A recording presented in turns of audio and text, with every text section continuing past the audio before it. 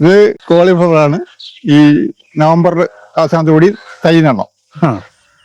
ജനുവരി അവസാനത്തോടി പൂ വരും. രണ്ടര മാസം 2.5 മാസം സമയം എടുക്കും. പൂവായി കഴിഞ്ഞാൽ ഒരു 10-12 ദിവസം കൊണ്ട് വിളവെടുക്കാൻ പറ്റും. ഇത് പൂ തുടങ്ങിയില്ല, ഇനി ഏകദേശമായി. ഇനി ഒരു 5-6 ദിവസത്തിനകം പൂ ഒന്ന് തുടങ്ങും. ഇതിനും എന്തൊക്കെ രോഗങ്ങളായിരിക്കും ഇതിന് വരുന്നത്? ഇതിന് വേറെ പുഴു ശല്യമുണ്ട്, പിന്നെ അഴുവല് പഞ്ചശേഖരന്റെ അസുഖമുണ്ട്. അത് അവിടെ അസുഖം ഒന്നായിട്ടുണ്ട്. അത് അഴുവലിന്റെ അസുഖമാണ്. അഴുവലിന്റെ അസുഖമുള്ള. ഇതിനും എല്ലാ ദിവസവും വെള്ളം നനയ്ക്കണം അല്ലേ? എല്ലാ ദിവസം നനയ്ക്കണം. എല്ലാ ദിവസം. പിന്നെ വളങ്ങൾ എന്താണ് ഉപയോഗിക്കുന്നത് ഇതിന്?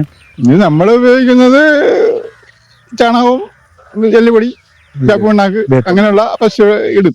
പുഴു ശല്യമുള്ളതുകൊണ്ടാണ് വേപ്പുണ്ണാക്ക് ഉപയോഗിക്കുന്നത്. ചാണകപ്പൊടിയൊക്കെ തന്നെ കൂടുതൽ ഉപയോഗിക്കുന്നത്. എല്ലുപൊടി ഉപയോഗിക്കും. കോളിഫ്ലവറിന് മാർക്കറ്റിൽ എന്ത് വില കിട്ടും നമ്മൾ വിൽക്കുമ്പോൾ?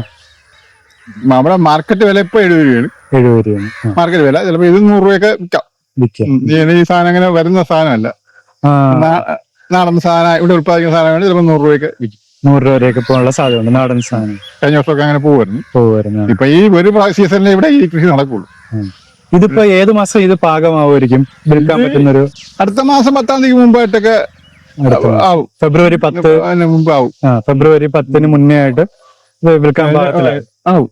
കാരണം ഇത് മുട്ട വന്ന് തുടങ്ങി കഴിഞ്ഞാൽ 2-3 ദിവസം തന്നെ, മുട്ട ആയി കഴിഞ്ഞാൽ ഒരു 10 ദിവസം മതി. 10 ദിവസം മതി. ആ ഒരു സമയത്തൊക്കെ ഈ ചായത്ത് നേരിട്ട് വന്നു കഴിഞ്ഞാൽ ഇതിന്റെ ശുദ്ധമായ കോളിഫ്ലവറും വാങ്ങാം അല്ലേ? ഇതിപ്പം വളരെ കുറച്ചേ ഉള്ളൂ.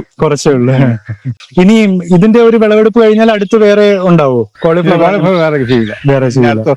അടുത്ത വർഷമേ ഉള്ളൂ. എല്ലാ വർഷവും മാത്രമായിട്ട് ചെയ്യും. ഇത് സീസണിൽ ജനുവരി മാർച്ചൊക്കെ ആയി കഴിഞ്ഞാൽ പിന്നെ പൂ വളരെ ചെറിയ പൂവായിരിക്കും. അപ്പൊ അത്രത്തോളം ഒരു ചൂട് കൂടും.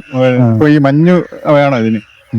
നല്ലൊരു കോളിഫ്ലവർ കിട്ടണമെങ്കിൽ ഈ ഒരു സമയം സീസൺ നോക്കി ചെയ്താൽ മാത്രമേ കിട്ടത്തുള്ളൂ.